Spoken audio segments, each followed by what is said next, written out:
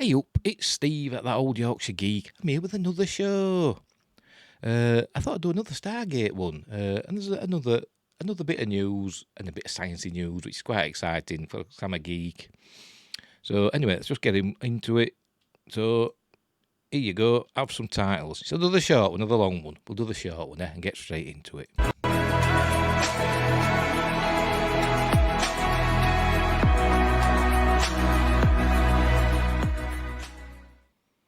There you go. Straight into it. Right, before we start, don't forget to like and subscribe, share the videos, drop a comment, use the notification bell so it, hopefully YouTube tells you when I've put something on YouTube, either a live stream or, in this case, a pre-recorded video. I'm not going live today because all hell would break loose because I've got cats going mental in the back garden. And Princess, my cat, well, I think she's still in the kitchen. Oh, I don't know where she is. No, she might have snuck out. So, and the windows are open, the doors are open, so if you hear noises, somebody could walk in. So anyway, whatever, we'll see how we go. So as I said, don't forget to like and subscribe, because, as they say, it helps the algorithm and all that silliness. Right, so we're going to start off. We're doing SG1 straight away. Because remember, hashtag we want Stargate. Tell Amazon that we want a new Stargate series and we want it to pick up where the SG1 Atlantis and Stargate universe left off. That's what we want. That's why I've got my slightly Stargatey cap on. I've got one that says Atlantis on, or I think it says Atlantis. Yeah, Atlantis, but it's in my wardrobe behind loads of other things, so I couldn't get to that. So I put this one on, which is one I used to wear in my cosplays. It's the closest I could get at short notice. And yes, I've got my Stargate T-shirt on as well with the address on. No place like home. And you may notice I had this T-shirt on yesterday as well. Yes, I'm a slob. But anyway, that's by the by. Right, news. Boodum. Why Stargate SG1 is one of the best sci-fi shows of all time. By the way, this is on MovieWeb. The links for these 3 little stories I've got today are all in the description box below. And I will repeat myself. Don't forget to like and subscribe and share and comment and notification bell, blah, blah, blah. Right. And there's SG1. The original SG1, it's probably from season 1, actually, because he looks very young there. There's Michael Shanks as Daniel Jackson. And Teal'c's looking a bit more gold than he did later on. But anyway, right, the 1990s gave a new life to the science fiction genre. There were sequels from great sci-fi movies released in the 80s, and there were new concepts brought along by the ever-changing technology of the time. Some great television shows were also started in the 90s, such as The X-Files and Third Rock from the Sun. One of the best shows released was the series Stargate SG-1. The television expansion of the 1994 film Stargate became one of the sci-fi genre's greatest shows, ranked alongside Star Trek. Yeah. Sorry, I just heard some crunching. I just looked and it's Princess, my cat, eating some of her biscuits in the kitchen. Bless her. Right, where were we? The show premiered in 1997 on Showtime. Following the events of the film, Colonel Jack O'Neill, spelt differently to the film. In the film, he had 1 L in O'Neill. In the series, is two L's. Because the O'Neill with 1 L had no sense of humour. Played by Richard Dean Anderson, he's coaxed out of retirement as the Goa'uld threaten Earth. They also changed some things. I think they changed the name of his son. I can't remember. He did have a name in the movie. I don't know if it was said out loud. But it wasn't Charlie. It was called Charlie in the series, was O'Neill's son, who killed himself accidentally with Jack's gun. But he wasn't called that in the film. He had another name, I can't remember what it was. Anyway, he finds that the Stargate, coaxed out of retirement as the Goa'uld threaten Earth. He finds, by the way, in the film, they weren't called the Goa'uld. They didn't have a name. It was just Ra, and he wasn't, he'd taken over a young human taken over his body, but he wasn't like a snake-like creature. As we saw the Goa'uld in SG-1, he was like he looked a bit like, to be honest, he looked a bit like an Asgard, a Roswell Grey sort of thing. But anyway, he finds that the Stargate, a device that allows interplanetary travel, is fully operational thanks to a secret special operations section of the United States Air Force. Well, he knew that already because he'd been through it, hadn't he? And it wasn't fully operational to start with. And if you watch the first episode, Children of the Gods, it's covered over with a parachute or whatever. It's covered up, and there's like a skeleton staff, guarding the gate, and that's it, isn't it? They're not actually using it, not until later. O'Neill assumes command of the team SG-1 that includes Captain Samantha Carter, Amanda Tapping, a brilliant astrophysicist, as they investigate the threats. They go to the alien world of Abydos to recruit Daniel Jackson, played by Michael Shanks, after his wife is kidnapped by the Goa'uld system lord Apophis, played by Peter Williams. Doesn't say that there, but I'll just tell you. Teal'c, Christopher Judge, the first prime of Apophis. That means he's the lead soldier. The previous first prime was Braytak, who was Teal'c's mentor and friend and father figure. The first prime of Apophis defects and saves the team from being taken as well. Back on Earth, Teal'c swears his allegiance and is welcomed onto the team. After the events on Abydos, the team focuses on using the Stargate to study the universe in hopes of defeating the Goa'uld. Guest appearances. Oh, there's what's his face? Dom DeLuise. No. Yeah, he's Dom DeLuise, isn't he? Yeah. I wasn't keen on that episode, I've got to be honest. Ergo. But anyway, the show, and there was a lot of DeLuises in Stargate SG-1. A lot of DeLuises. There were Peter DeLuise and David DeLuise. I say there were the DeLuise show at times. Anyway, the show was centred on exploring new worlds and cultures on planets never seen before. Because in the original film, it was kind of suggested that the Stargate only went to Abydos. That's what the planet were called in the series. I don't think it really had a name in the film. They called it Abydos in the series.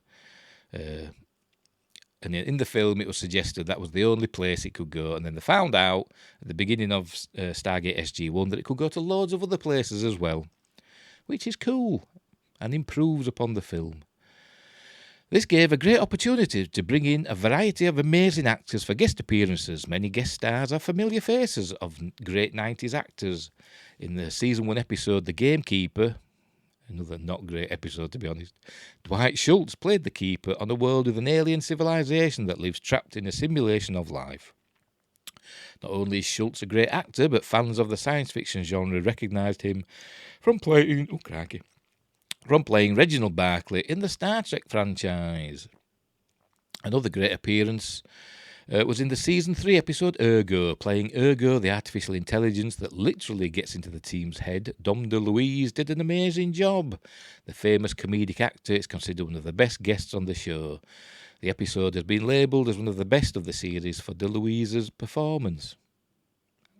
Yeah, I didn't hate it. I don't hate any of the Stargate episodes, but Ergo's not up there for me.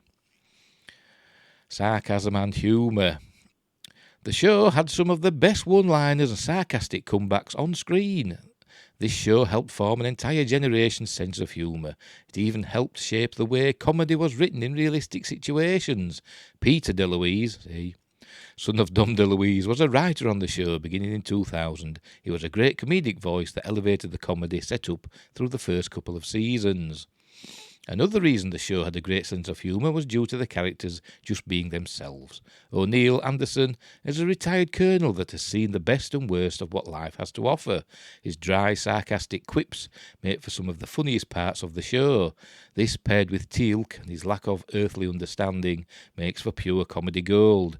The entire cast made the series feel like a crazy family that included every member of the audience. Magical science, and there's the gate.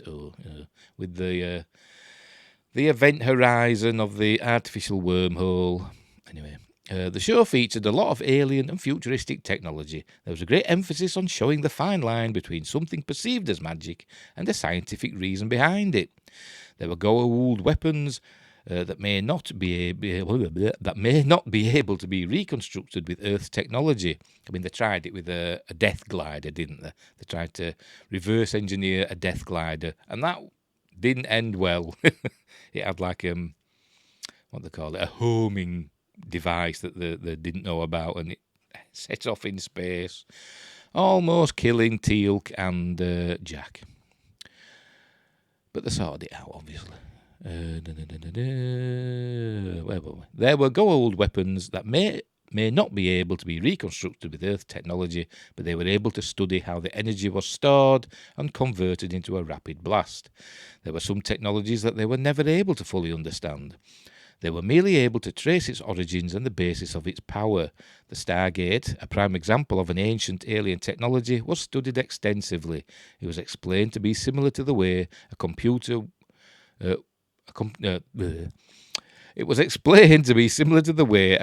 works, mixed with the way a telephone dials to create a transporter. And the way the wormhole was explained in such detail was an incredible application of accurate scientific models. Well, yeah, it's like, say, you dial another planet, artificial wormhole forms, it looks like water, but it's not. You step through, and it's like within, I think they said something like 0.3 seconds or something like that. You reach your destination. Even though sometimes it shows like going through the tunnel that takes several seconds. Apparently it's, in the blink of an eye. From your perspective. Right, historical lessons. I think this was episode.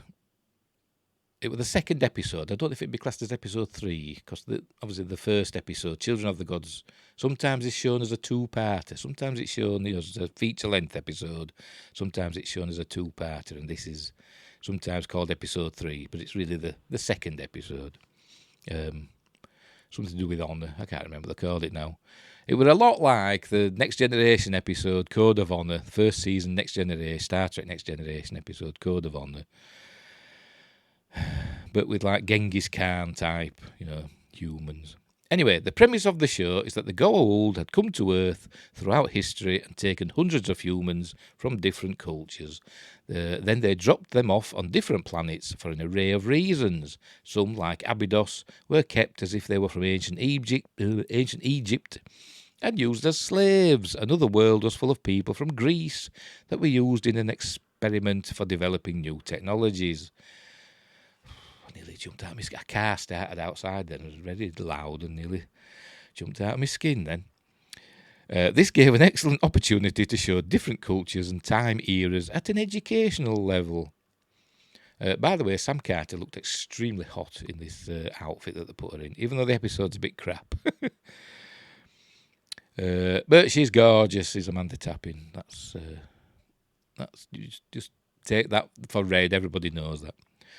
The Goa'uld had details accurately taken from Egyptian mythology, or was Egyptian mythology based on the Goa'uld?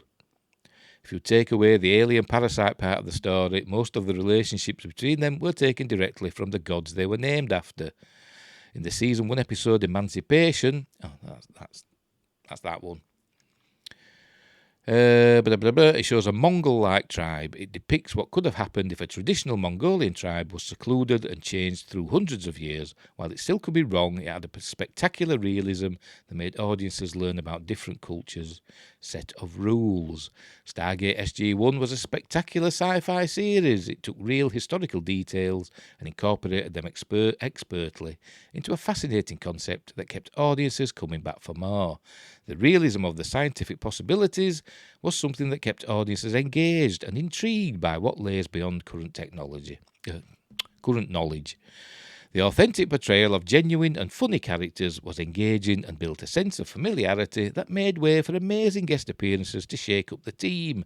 This is what made SG-1 one of the greatest sci-fi shows of all time. And there's no comments. Nobody's saying, I agree. And of course, it also spawned Stargate Atlantis, which I think, in a lot of ways, is better than SG-1. I like them all equally. Even Universe, that got off to a shaky start, Stargate Universe, which I still think they should have called Stargate Destiny. Name it after the ship that they were on, but they didn't. But yeah, very good. Stargate SG-1, it is one of the best sci-fi shows of all time, if not the best. It's up there with Star Trek. And I like it because it's not set in the 24th century or 25th century or 90 millionth century. It's set in the here and now. So it's people like us going on adventures to other planets. And it's real, it's really happening, it's true. That's why they did the Wormhole Extreme episode, so they could do the plausible deniability. Where we tinfoil at.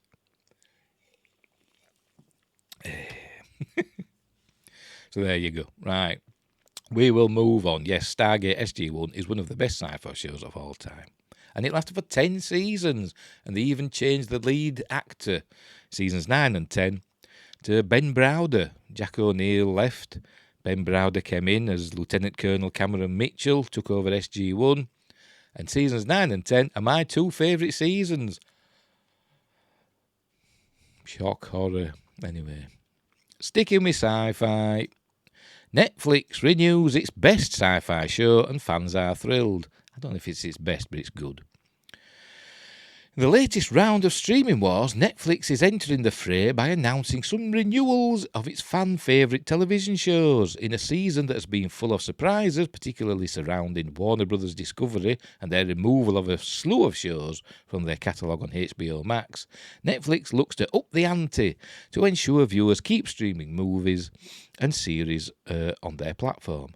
On a day that will see the third season drop of the popular show Never Have I Ever, which I've not seen, Netflix is bringing more good news to its loyal legion of fans worldwide. One show, Love, Death and Robots, appears to be saved from the chopping block thanks to audiences who have embraced the animated series since its inception. The announcement came this morning via social media, and fans are responding in droves. Not this morning, that's, 2 days ago. And there's a tweet about it. Right, according to a report by Variety, Love, Death and Robots had been renewed at Netflix for a fourth season, or has been. The animated anthology series created by Deadpool director Tim Miller will have a Volume 4 on the subscription streaming service, primarily due to fans who have stayed true to the series. Developed to tell stories of comedy, science fiction, horror and fantasy, Love, Death and Robots has enjoyed a successful run on Netflix since it debuted on the streamer in 2019. The show has incorporated different narrative styles and a varying degree of animation throughout the 3 seasons thus far, specifically catering to international viewers who have liked watching a series that plays to their cultures and sense of self. Since the announcement was made on social media the other morning, fans of the show have expressed their delight in Love, Death and Robots' 4th season renewal. Some tweets... People saying yes, and they're very happy. Right. With the overwhelmingly positive response to the news that Love, Death and Robots has been renewed for a 4th season on Netflix, the streamer may be looking for ways to keep the positive energy going to distract from their financial troubles. According to the Financial Times, Netflix has been dethroned by Disney as the top streaming service when it comes to subscriptions. Disney Plus has seen many new subscribers come their way, primarily because of the company's association with Hulu. Also, Disney Plus boasts a wide variety of movies and television series that Netflix is trying desperately to compete with, including the Star Wars and the Marvel Cinematic Universe catalogues. Don't forget the Disney cartoons, the classic... People forget that Disney Plus, the classic Disney animated, features are on there. Snow White and Dumbo and Alice in Wonderland, Peter Pan, all them. And my personal favourite, 101 Dalmatians. I love that film. Anyway, that's by the by. Fans of the MCU have been eagerly awaiting the debut of She-Hulk, Attorney at Law. Starring Tatiana... I hope it's good. Starring Tatiana Maslany and Mark Ruffalo. But I don't like the trailer. I mean, it might be funny and stuff, and they said, like Ally McBeal, which I never watched. But it's another I'm going to use the word, but it doesn't. The word has no meaning anymore. It's woke, but that word has no meaning anymore. It's female empowerment, isn't it? And I'm all for female empowerment, but not at the expense, of men. Basically, you don't have to bring men down to raise females up. You don't. Women are perfectly capable of raising themselves up without, bringing the men around them down. Don't work like that. Anyway, She-Hulk Attorney at Law will premiere on August 18th as Phase 4 of the MCU winds down this year. No doubt I'll be reviewing She-Hulk. I'll be watching it to see what it's like. I hope it's good. But I'm not building my hopes up. But I didn't build my hopes up for Ms. Marvel, and I enjoyed that. So there you go. Hang on, we haven't done yet. I thought we'd done. Right. However, the renewal of a series like Love, Death and Robots clearly indicates that Netflix may be listening to its fan base and cultivating a series around the high expectations that viewers have these days. Collider reports that the anthology series has been a hit with critics and audiences alike, as it was previously nominated for numerous awards and has been the recipient of 12 Primetime Emmy Awards since it first debuted. The show is geared toward a more adult audience despite its animated background and is famous for using emojis to describe the series: a heart for love, an X for death, and a robot head. Right, we're done now, that's it. Right. Yes, Love, Death and Robots is amazing. So if you've got Netflix, give it a watch. Obviously, some of the episodes are better than others, but they're generally good across the board. There's a wide range of styles. There's some like traditional animation, there's CG, it's mostly CG. And some of the CG animations are amazingly realistic, and some of them are more cartoony, but they're all generally good stories. Some of them make you think, and it's worth watching. So I'm glad it's got a 4th season, so good for that. Right, finally. Suspected meteor caught on camera streaking across the sky over Utah. A suspected meteor, blah, blah, blah. And there's a picture of it there. There's a video coming up, don't worry. Residents in northern Utah said they heard a loud boom on Saturday morning. The noise was also reported in the neighbouring state of Idaho. South Salt Lake resident Wendy Melling was just heading out the door when she heard the noise, which she described as a loud, deep booming sound followed by a few seconds of rumbling. And here's the video. Have we got sound on this? Let's put some sound up here, and we'll go back and we'll watch that again. No, we don't want to see a dog jumping off a paddleboard. Oh, for crying out loud. How do I go back to it? I've got to refresh the page now. Don't you hate it when it does that? When it goes on to a different video. It plays one video and then moves on to something else. Stupid. Right, put the volume back up. Right. And play. When you're ready. It'd be nice if... Oh, right.